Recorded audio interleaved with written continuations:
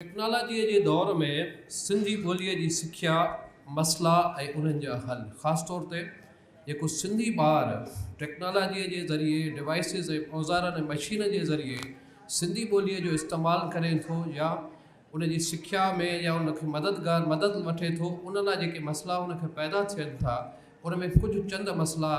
मूं हिते कोशिशि कई आहे त उहे बयानु कया जेके बुनियादी मसला असांखे साम्हूं आया आहिनि उनमें मयारी डिजिटल मवाद जी खोट सिंधी कीबोर्ड ऐं फ़ॉन्ट्स जा मसला उस्तादनि जे डिजिटल तरबियत जी खोट असांखे साम्हूं अचे थी निसाबी सतह ते टेक्नोलॉजीअ जो गैर मुनज़िम इस्तेमालु इंफ्रास्ट्रक्चर जा मसला शागिर्दनि जो घटि रुझान जेके असां वटि मयारी डिजिटल मवाद जी खोट जो मसइलो हुजे थो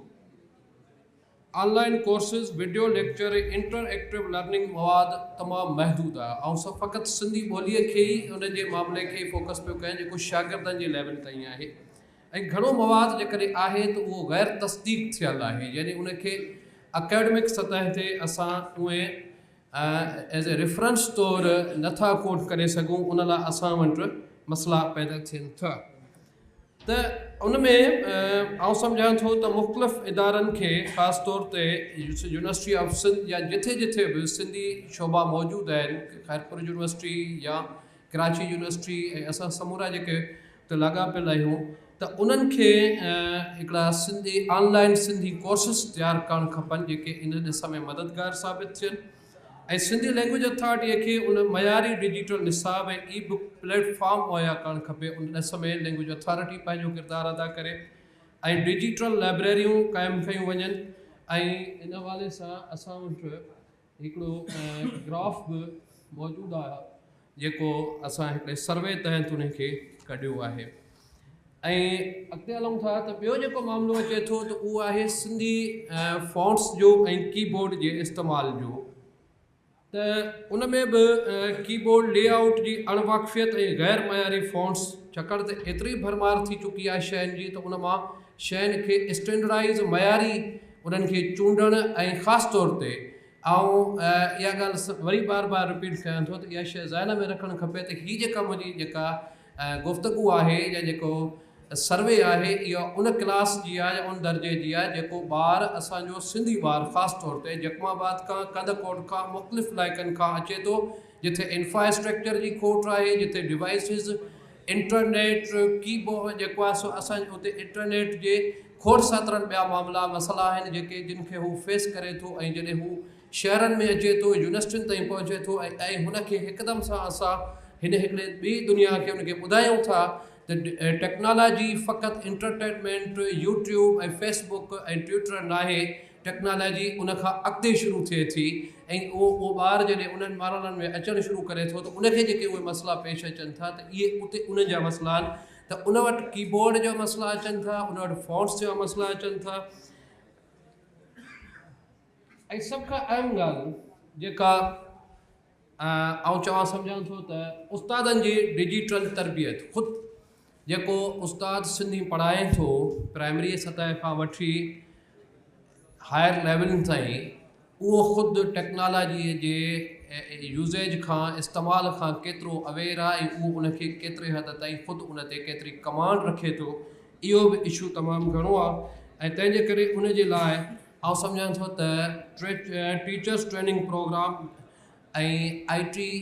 जे ज़रिए उहे इन क़िस्म जा प्रोग्राम शुरू कराया वञनि जंहिंमें ख़ुदि सिंधी ॿोली अथॉरिटी ऐं यूनिवर्सिटियुनि जा IT डिपार्टमेंट ऐं यूनिवर्सिटियुनि जा सिंधी शोबा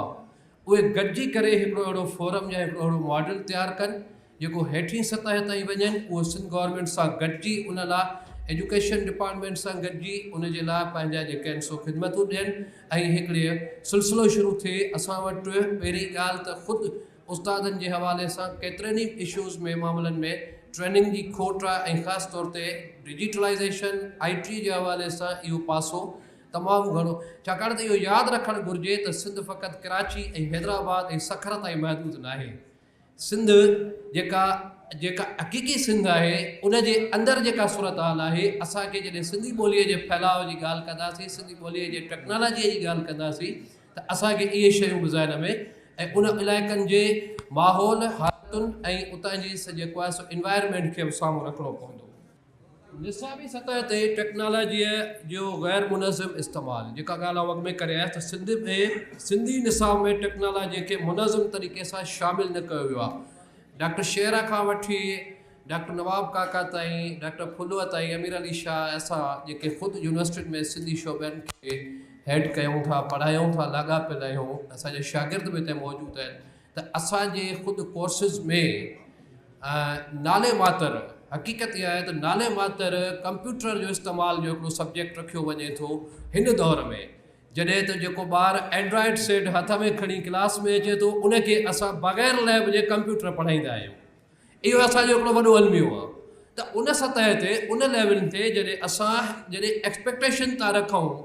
पंहिंजे शागिर्दनि खां ऐं पंहिंजे कुलीग्स खां, त उते असांखे इन ग्राउंड रियलिटीज़ खे बि साम्हूं रखिणो पवंदो। त निसाबी सतह ते टेक्नोलॉजीअ खे कोर्सिस में शामिलु करणु खपे। डिजिटल असाइनमेंट्स खां वठी ऑनलाइन क्विज़ ऐं मल्टीमीडिया प्रोजेक्ट शामिलु कया वञनि ऐं इन क़िस्म जी ई लर्निंग मैनेजमेंट सिस्टम मुतारिफ़ करायो वञे ऐं तालीमी पॉलिसीअ में मक़ामी ॿोलियुनि खे डिजिटल सपोर्ट तौरु शामिलु कयो वञे। बसि आख़िरी ॻाल्हि इहा आहे त हीअ मुख़्तसिर मसइला आहिनि ऐं तजवीज़ूं आहिनि जेके आउं सम्झां थो त जेकॾहिं साम्हूं रखियूं वञनि ऐं इन्हनि खे सभई इदारा गॾिजी कमु कनि त आउं सम्झां थो बहितरी अची सघे थी। तव्हां सभिनी जी महिरबानी।